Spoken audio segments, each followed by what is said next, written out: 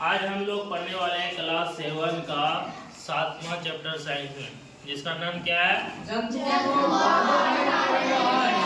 और पादन में परिवहन। जंतु किसे कहते हैं ये तो मालूम होगा।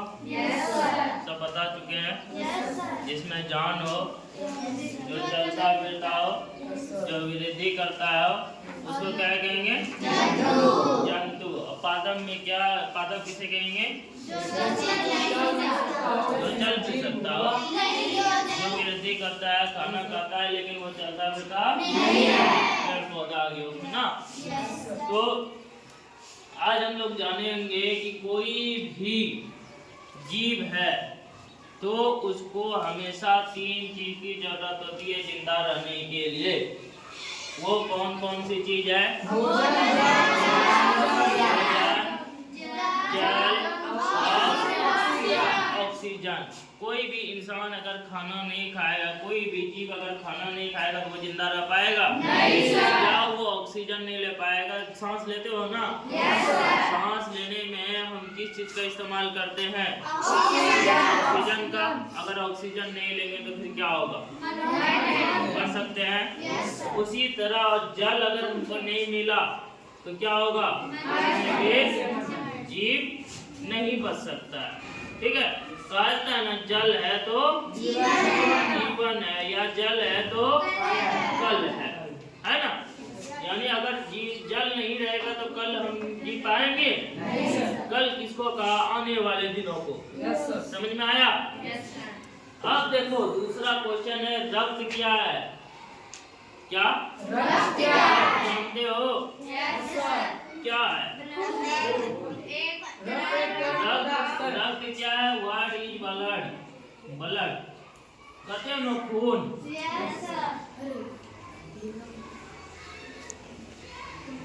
खून वो क्या है? हर इंसान में, हर जानदार में, हर जीव में खून रहता है ना। चाहे और लगभग सबका खून किस रंग का होता है? लाल रंग का। लेकिन कॉकरोच जो, उसका खून किस तरह होता है? व्हाइट ना। अब देखो क्या है, रक्त किसे कहते हैं या रक्त क्या है? तो ये एक तरल पदार्थ है। तरल समझते हो? क्या?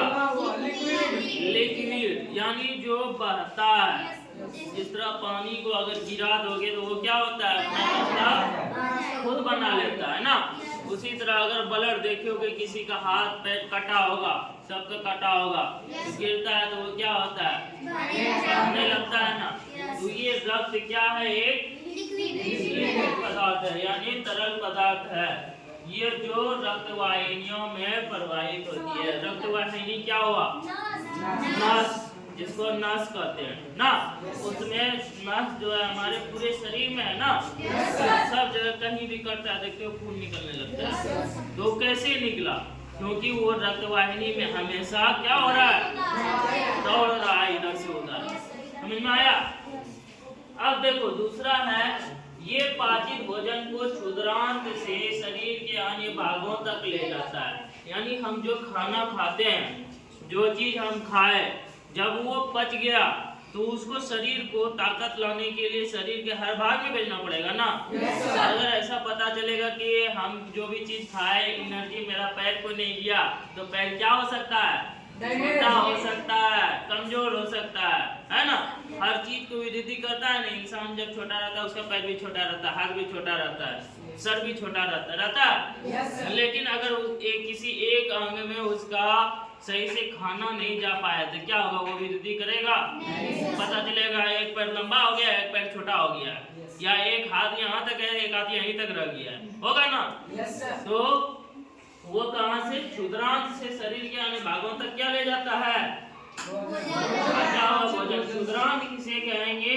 छोटी आंत को, स्मॉल इंटेस्टाइन। किसको? Small intestine. जैसे आप यहाँ पे देख सकते हैं, ये क्या बना है? ये एक डाइजेस्टिव सिस्टम है। क्या है? पाचन तंत्र है। तो इसमें कौन कौन सा ये इसमें 2 है, क्षुद्रांत और वृद्धांत। कितना आंत है इसमें? बड़ी आंत और ये ऊपर वाला इसको क्या कहेंगे? बड़ी आंत। इसकी लंबाई कितनी होती है? 1.5 मीटर। तो लेकिन ये कहाँ से खाना को ले जाता है? क्षुद्रांत से। कहाँ से? बड़ी आंत को बृहदांत्र कहते हैं, लेकिन इसकी लंबाई कम होती है।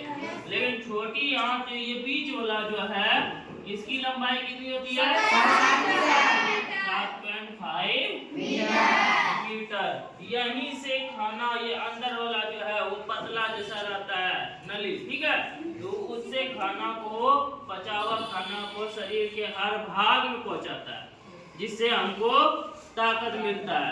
अगर जिस दिन नहीं खाते हो कैसा लगता है? सुस्ती लगेगा, खड़ा नहीं रह पाएंगे, गिर जाएंगे, होता है ना? तो अब यहाँ पे देखो, ये फेफड़ों से ऑक्सीजन को शरीर की कोशिकाओं तक ले जाता है। कोशिका क्या होता है? तो शरीर की सबसे छोटी इकाई कोशिका होता है ना। लाखों कोशिका से मिलकर हमारा शरीर बना है, लाखों करोड़ों से। तो ये जो है ऑक्सीजन को हर कोशिका तक पहुंचाता है। कहाँ से? फेफड़े से ऑक्सीजन को। ये क्या है?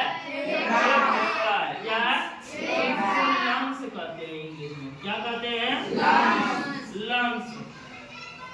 ठीक है, तो यहाँ से जब हम सांस लिए तो ये क्या है? ट्रेकिया है ना, गले का भाग है ना। तो यहाँ से ये कहाँ आया? फेफड़े में आया हवा। तो फेफड़ा क्या होता है? उल्टा है। तो इसमें जब आया तो यहाँ से अब ऑक्सीजन का छोटा छोटा भाग बनता है, वहाँ से उसको शरीर के हर कोशिका तक ले जाने का काम कौन करता है?